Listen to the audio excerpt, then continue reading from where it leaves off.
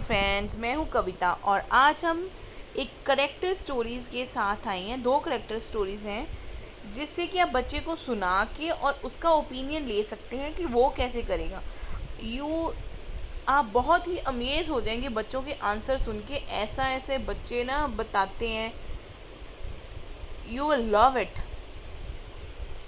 First बच्चों को बताएं कि फेयरनेस होती क्या है। Fairness is making things equal for everyone. It's all about taking turns and following rules. There are many ways to be fair. Rita was a real. बच्चे को कैसे बताएं कि फेयरनेस क्या होती है, कि एक ही रूल सभी बच्चों के लिए सेम है। जैसे कि टीचर है, सुबह क्लास में आते हैं, सभी बच्चों को सेम ट्रीट करते हैं, कोई स्पेशल नहीं है, सब बच्चे इक्वल हैं। इक्वल अटेंशन देते हैं टीचर और इक्वली से काम करवाते हैं। या मम्मा है, मम्मा के चाहे 3 बच्चे हैं चाहे 2 बच्चे हैं, तो वो बच्चों को इक्वली अटेंशन देते हैं। फेयरनेस मीन्स किसी के साथ करना नहीं। जैसे आप कुछ खेल रहे हो, खेल खेल में एक बच्चा मान लो कि टीचर का ज़्यादा प्यार है, बच्चों मैम उसको नहीं करेंगे, जो जो रूल्स एंड रेगुलेशन है उसी के साथ गेम खिलवाएंगे। Rita was a real stickler for the rules.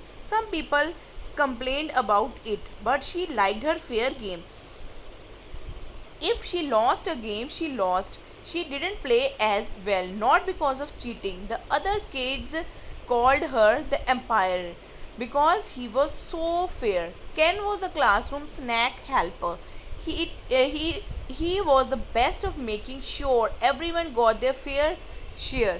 No one ever complained about the getting as much as someone else. He was very careful to give anyone on the same amount. Animal kid about the Ken. अब बच्चे से पूछिए how do you show your fairness. अब बच्चों के answer सुन के बड़ा ही amaze हो जाएंगे कि मम्मा मैंने 10 टॉफ़ी थी मेरे पास और मैंने क्या किया, 4 बच्चे थे तो मैंने क्या किया, उन सबको 2 टॉफ़ीज़ दे दी और जो 2 लास्ट में बची वो मैंने टीचर को दे दी, क्योंकि उसका डिवीज़न नहीं हो सकता था, इसीलिए मैंने उन 4 बच्चों को 2 दे दी, 8 हो गई और 2 मेरे पास लेफ़्ट बची थी।